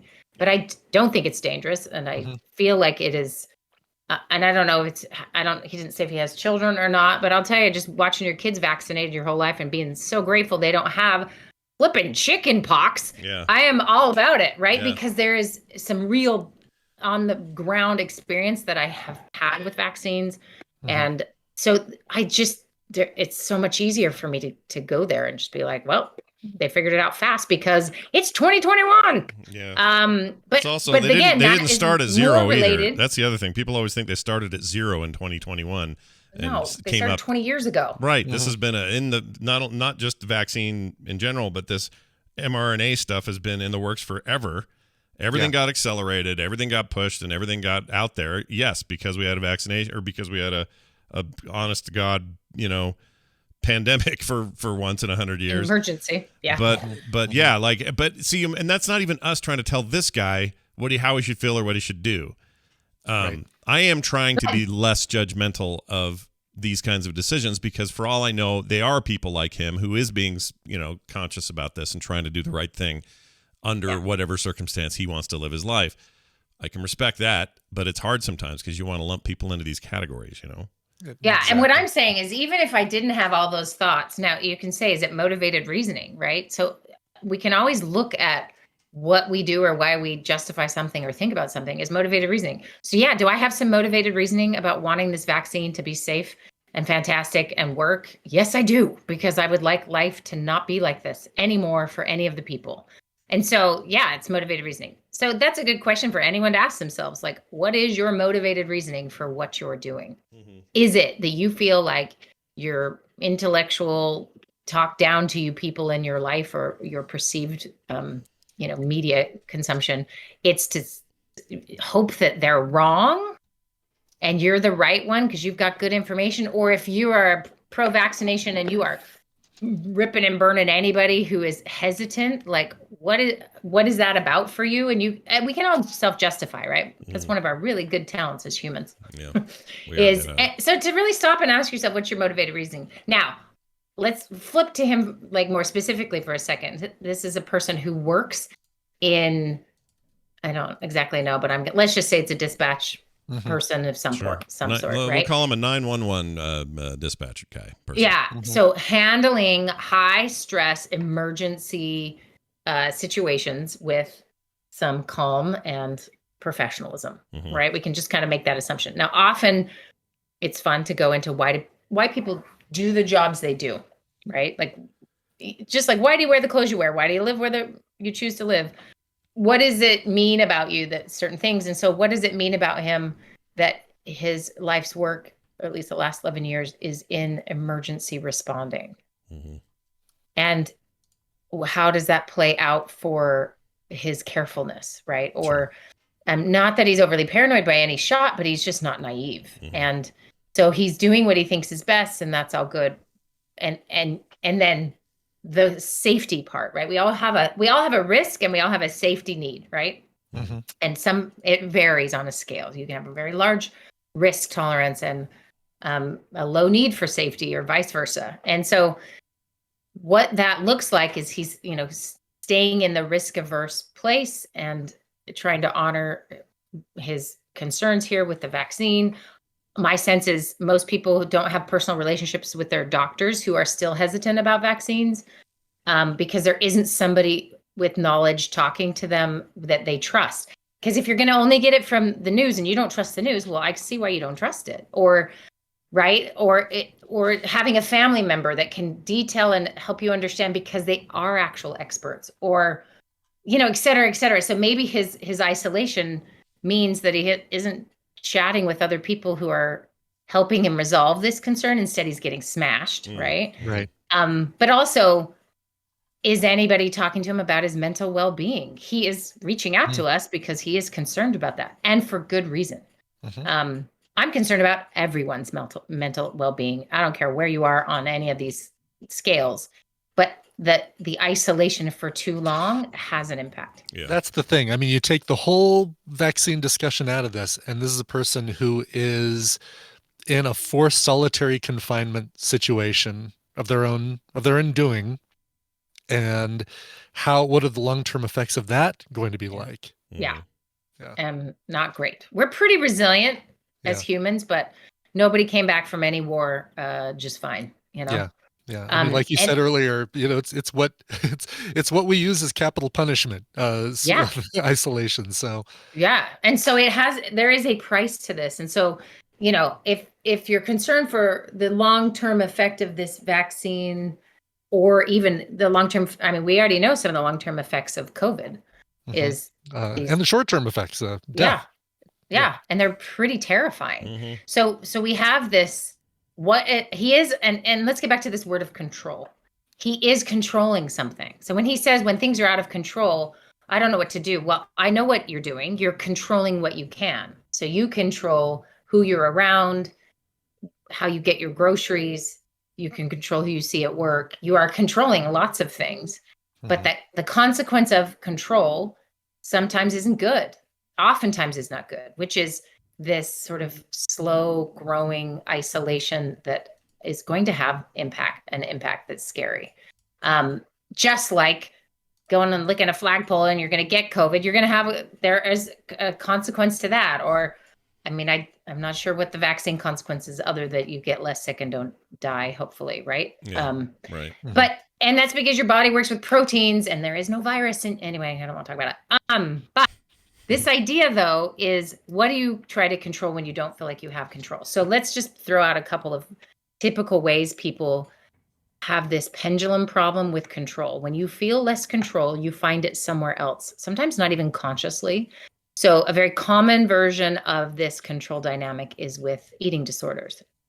So let's take anorexia specifically. The most sort of common person who struggles with anorexia tends to be young females who have very controlling families, are high expectations, must have perfect grades, must be beautiful all the time, So lots of pressure put on them, other people's ideas, and control is outside their locus of control. It's other people. And so what's the one thing you can control? What you put in your body.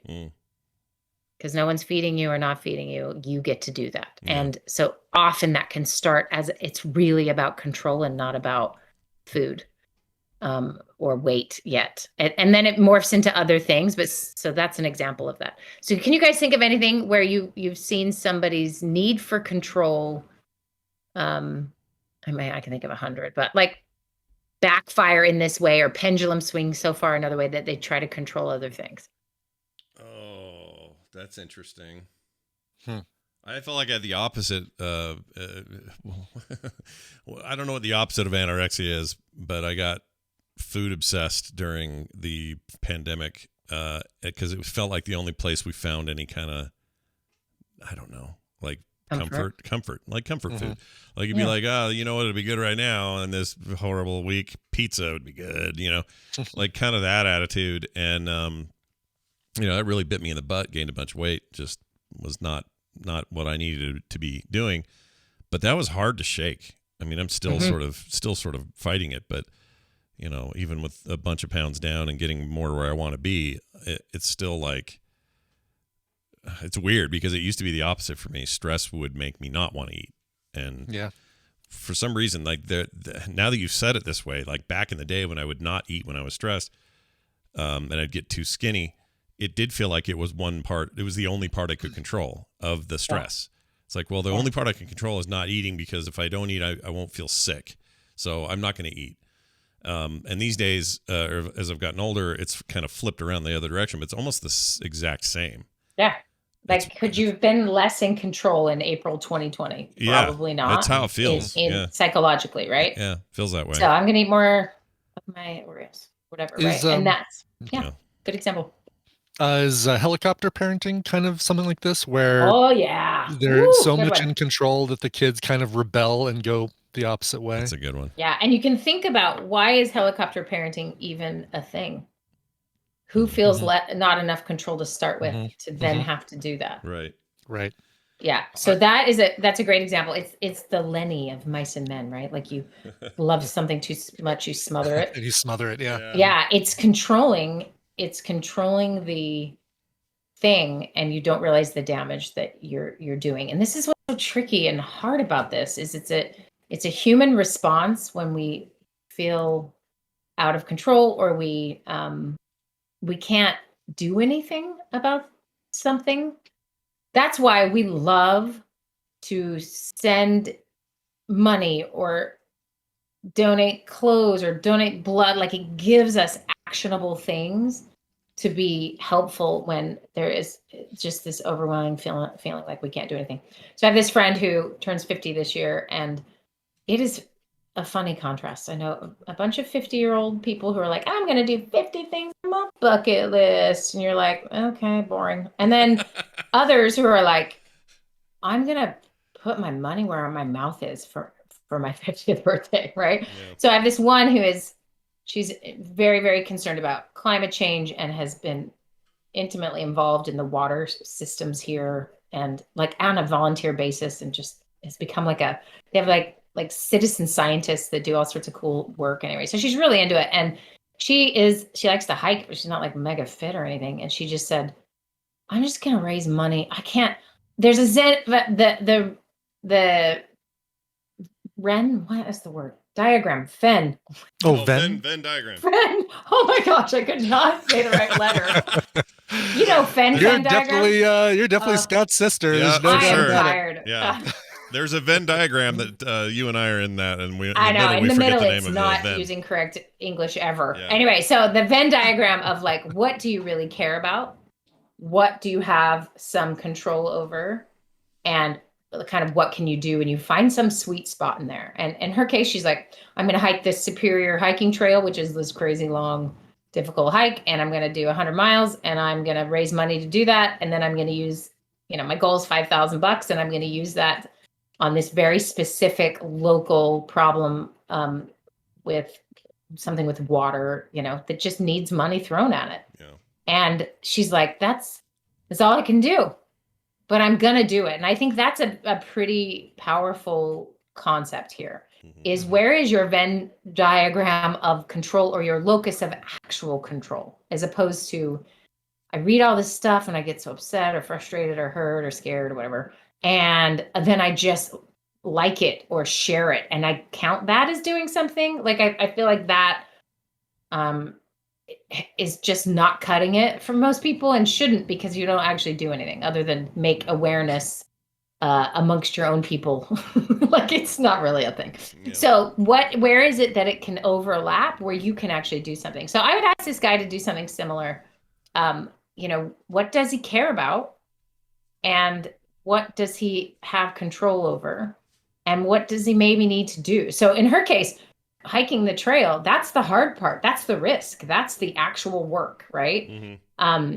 And that's tricky because it's voluntary. And he has a similar thing ahead of him. Like, he's got to make some decisions, and what can he actually control and not control, and stop torturing yourself with what you can't control, And be careful about this swinging the other way and like trying to over control something. Because there is a cost to this isolation that is a little concerning. I mean, he's concerned. He would not have written what he'd written and reached out to us if he isn't seeing that there is a price he's paying for this isolation because he is. Well, he's the one that brought up the Michael Douglas falling down at he doesn't want to turn into that. I mean, that's a concern, and that sort of isolation can lead to explosions of freaking out at the store, and then suddenly you've gone too far, and you don't want to do that. You don't want to be that person. No, and so who is your support? Like, who can you reach out to that isn't going to make you have to defend your decision all day long? Because that's the other thing is you're getting more Facebook. Yeah. Well, you're more and more isolated the more you think your community, and I'm doing air quotes, is against you, right? And so maybe take a step back and what is the community you're listening to and engaging with? And is there a closer to home kind of community or friendships or safety that feels like, you'd feel less isolated? Because I think that's happened too. And everyone's actual physical isolation is a thing, but also this psychological isolation that has occurred with, oh, I thought my friend was normal. And turns out she thinks blankety blank. And suddenly you're like, what? And feel more and more alone or disconnected. And so I mean, this will pass, I think, to, I don't know, 10 years from now. I don't know. And I hope we recover. I hope we can get back to some semblance of creating safety amongst each other, because humans don't do well in these states. And it's for all of us. His story is very specific, but I think we all share some of the same concern when we don't feel like we can control things. So if anyone listening is like, oh, maybe this is why I am yelling at my kid all day to get off screens and, be productive or something, and I don't usually feel that way. Well, it might be because you're not controlling something else and you see something to control. And so to be real clear on that, what you're doing, and maybe figure out how, again, this idea of what can you actually control and do something in that sphere can be a good remedy. Yeah, I agree. I hope this helps, and I'm really glad you reached out. This was a perspective I don't think we've heard enough from. Yeah. And I think it's helpful to do that. Probably helpful for him too. Just this process. And follow up with us, on things as they change, or as you as more information comes out, and you make some decisions based on that, and I'd love and where you're at, 6 months from now or 3 months from now, or whatever. Always encourage that when you guys write in. We'd love to hear back when how things go for you, and we do quite a bit. So thank you for that feedback. If you're wondering how you send in your questions for Wendy, it's real easy. You can just send them right over to this email address, themorningstream@gmail.com, and it helps to put Therapy Thursday or something like that in the subject. It's just easier to grab. We get a lot of email. I hate when I miss one by accident, but if I see that, we almost always get you. So anyway, send those in. Let us know. That'd be great. Wendy, anything else going on you'd like to mention about Real Steps or anything else? No. Real Steps is going to be very different this coming round, and it's exciting, and it's going to be longer. We've been doing 4 weeks and realize we're going to make them a little longer and do a few less in the year. And so we have some fun changes that are coming, and anyway, it's gonna be great. So it'll be like the end of October when the next round starts and go through November. So we will catch your Halloween and your Thanksgiving, if those are holidays you celebrate. All Souls Day. What else do we got in there? Something else. But all the food and family and all the garbage that we have going on in our little heads. Yeah. Anyway, it's going to be a blast. So yeah, we're long. Sign up for. Yeah, go ahead. I'll send emails out sometime mid-September, and so go to realsteps.org and just put your name in. You will get very few emails, I promise.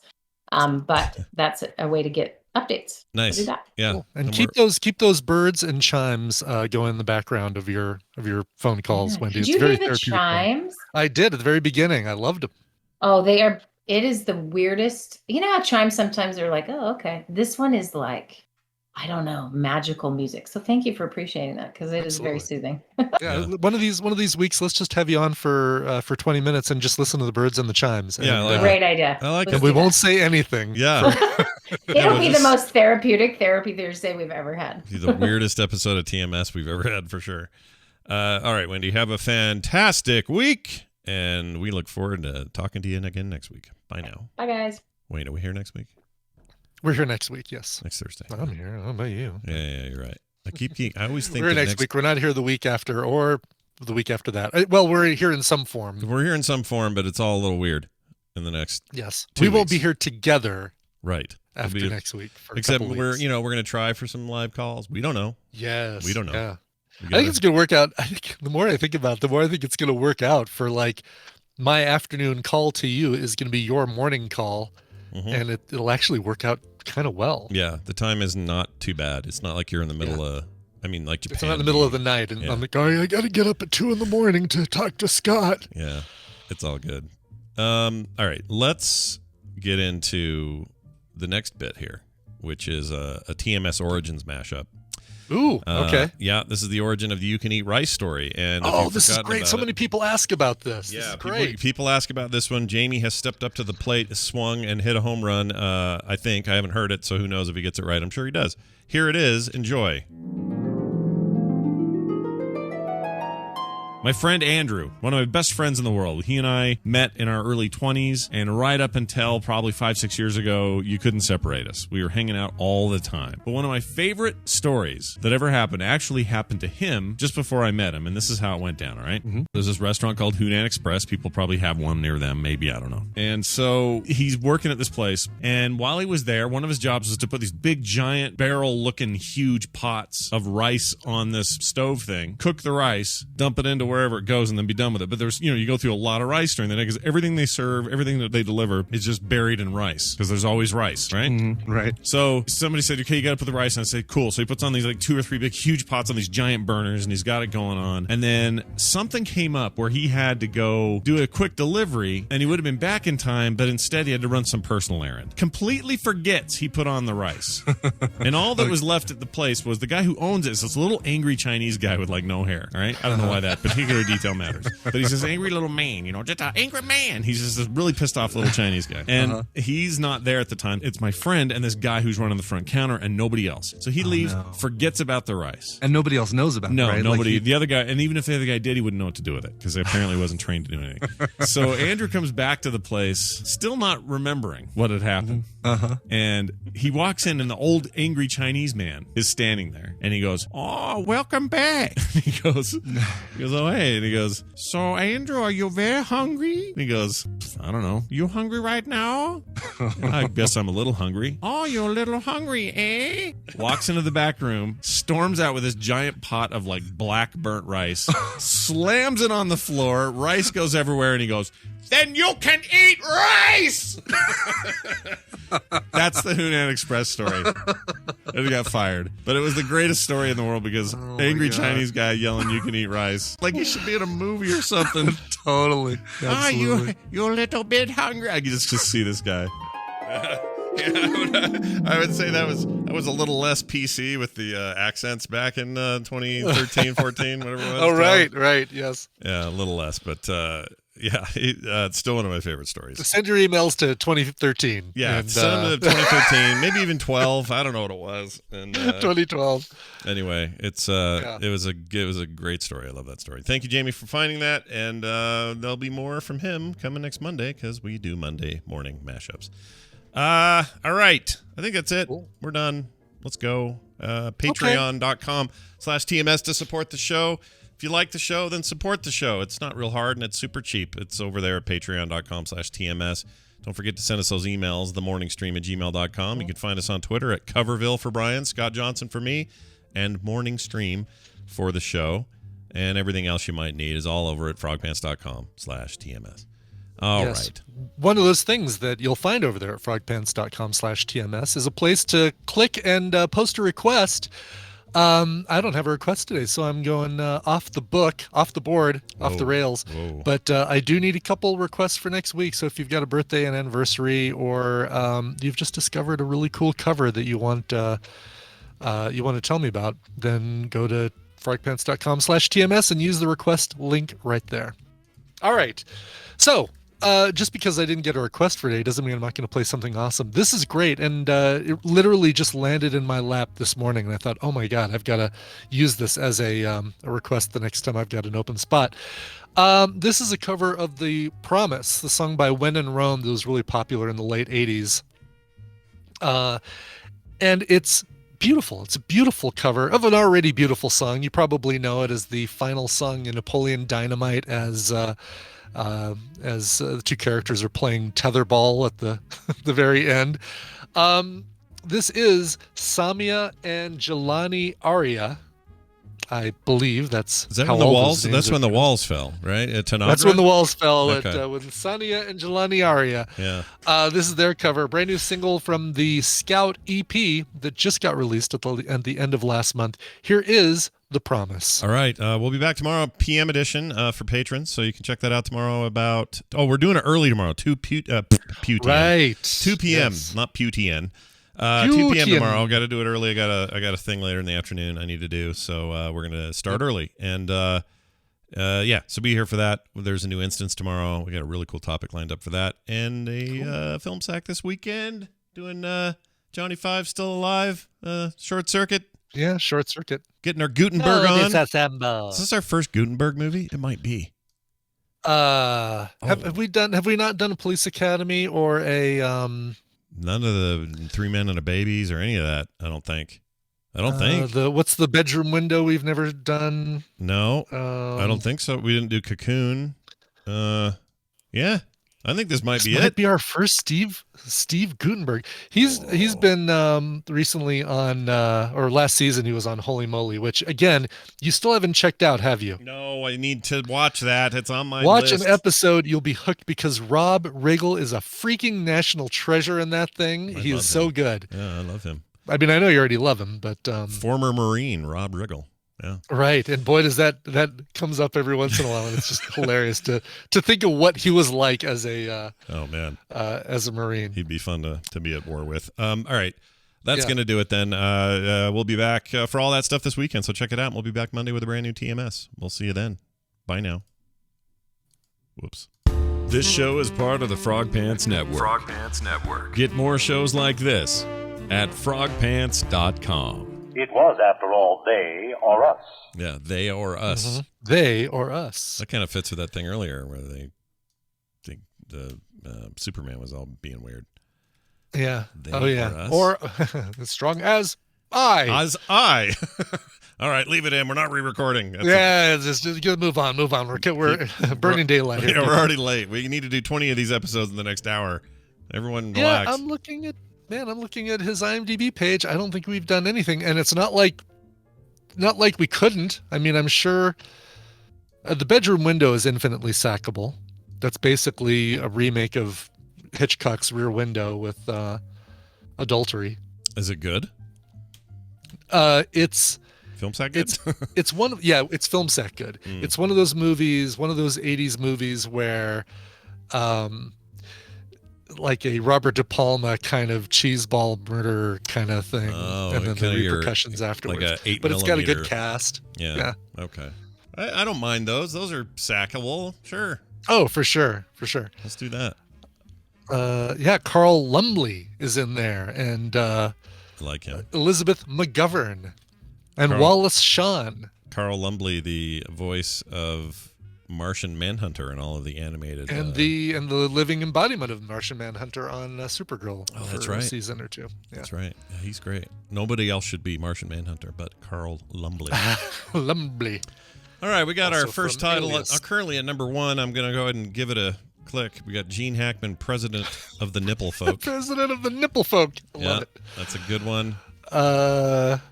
White guy dancing for everyone. Yep. 2 ciders and a Benadryl. Also good. Reverse cheeseburger Marys. See, Yeah, that's what I was that's trying to good. think Nice. of because you brought that up with that Russell Crowe Film movie. sack. Yeah. Yes. Seeing the reverse cheeseburger. Yeah. Oh, that made me laugh. All right. Shave your head for the job you want. There you go. What do the Irish do when they're weird?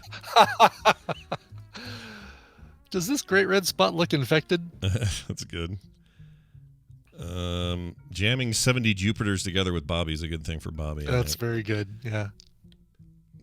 Let's see. That was Lesarge. I guess we should start saying your names. Oh, yeah. Sorry. I just forget. Send your emails to 2012, There you says go. Zoe Brings Bacon. Good one.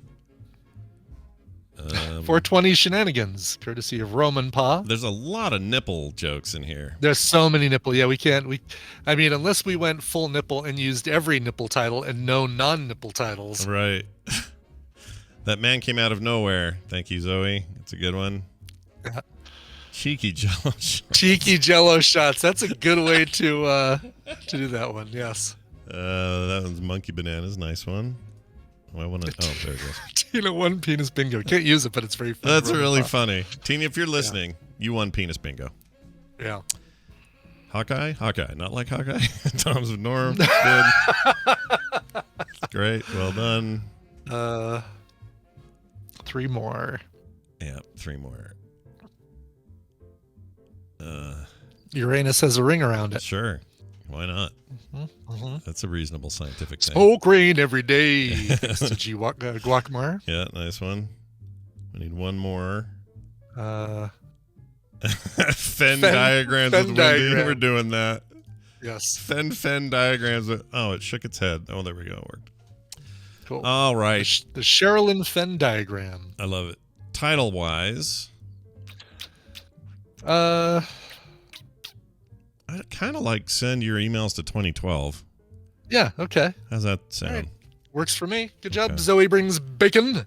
Yeah, that's a good one, Zoe. Well done. You've got the title. I think she got yesterday's DTNS title as well. Or maybe it was Greg. Greg was there. Greg 4 Walkman. All right. Greg 4. Let me see what we have here. Oh, did that not work? Oh, yeah, it did. Okay. All right. Everything's fine.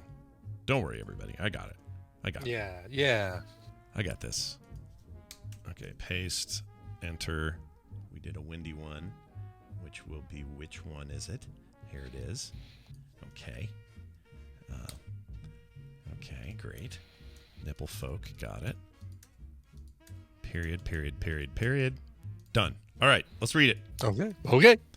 In 3, 2, 1. Coming up on TMS, Gene Hackman, president of the Nipplefolk.